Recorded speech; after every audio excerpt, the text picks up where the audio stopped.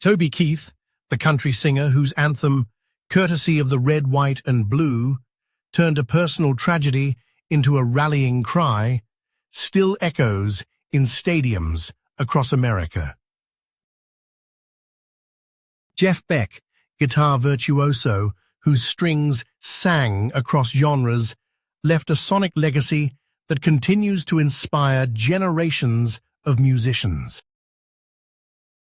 David McCallum, the actor whose quiet intensity defined roles from The Man from UNCLE to later cult classics, remains a benchmark of understated brilliance. Tina Turner, the powerhouse vocalist who rose from hardship to global stardom, still commands every stage with electrifying energy. Tony Bennett, the crooner whose voice spanned half a century, left an indelible mark on American standards and timeless elegance. Jimmy Buffett, the songwriter who turned beachside stories into a cultural phenomenon, still sails the seas of imagination with his fans. The story of Donald J. Trump begins not with a single moment, but with the weight of a name that has been built brick by brick across Manhattan's skyline. His father, Fred Trump, taught him that a deal is a promise, and that the city's relentless pulse could be harnessed into profit. In the early 1970s, as the younger Trump stepped into the family business, he found a mentor in the flamboyant lawyer Roy Cohn, whose courtroom bravado and unapologetic media tactics would become a template for the younger man's own public persona. Cohn's counsel on how to spin controversy into attention taught Trump that visibility could be as valuable as any square foot of property. Family became the first audience for Trump's ambitions. Ivanka, Donald Jr., and Eric grew up watching their father negotiate skyscrapers, casinos, and brand deals, absorbing a language of bold claims and relentless self-promotion. Their presence on the television stage of The Apprentice turned the boardroom into a cultural arena where the phrase, "You're fired," echoed beyond the set and into the national conversation. The show amplified Trump's image as a decisive leader, a role that would later translate into political capital.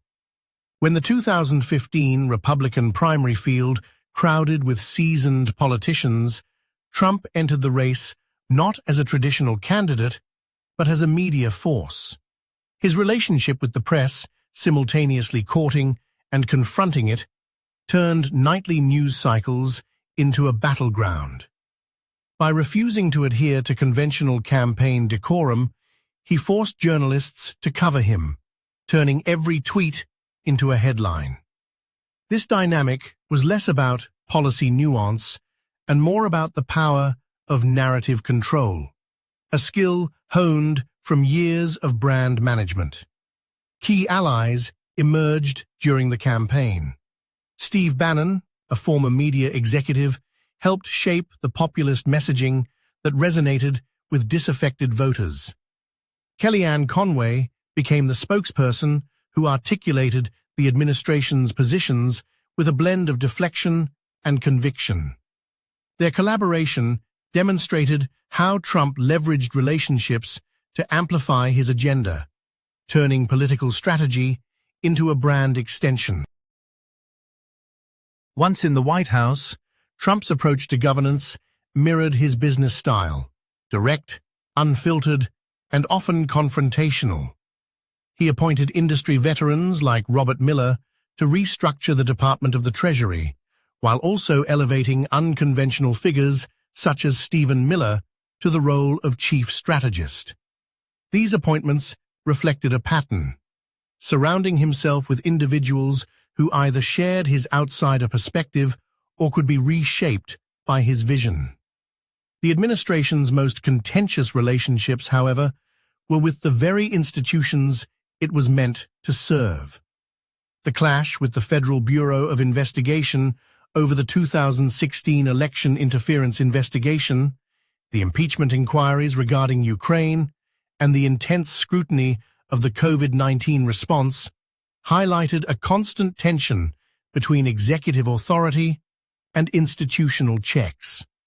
Critics, including longtime journalists, bipartisan senators, and public health experts, challenged Trump's narrative, creating a feedback loop that kept the nation's attention fixed on his actions.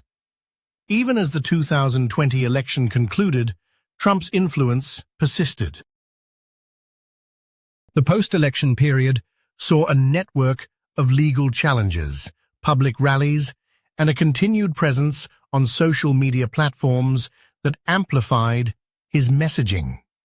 While major platforms eventually restricted his accounts, new channels and independent media outlets rose to fill the void, illustrating how his brand adapts to shifting technological landscapes. Beyond politics, Trump's legacy endures in the business world. The Trump Organization's portfolio spanning hotels, golf courses, and licensing agreements remains a testament to a model that blends real estate development with celebrity branding. Former partners and competitors alike note that the Trump name has become a marketable asset, capable of drawing investors, tourists, and media attention in equal measure. In the cultural sphere, Trump's impact is evident in the way political discourse has been reshaped. The rise of hyper-personalized campaigning, the acceptance of direct, unmediated communication with constituents, and the blurring of entertainment and governance all trace back to tactics he popularized. New political figures, from congressional newcomers to global leaders, reference his playbook when crafting their own public images. Today, Donald Trump continues to navigate a complex web of relationships.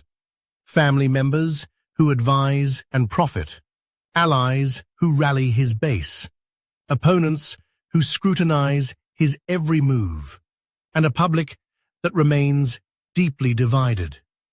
His story is not a finished chapter, but an evolving narrative, one that sits alongside the legends of past icons while still being written in real time. As the conversation about his influence expands, the living legacy of Donald J. Trump reminds us that cultural permanence can be forged even as a life story is still unfolding.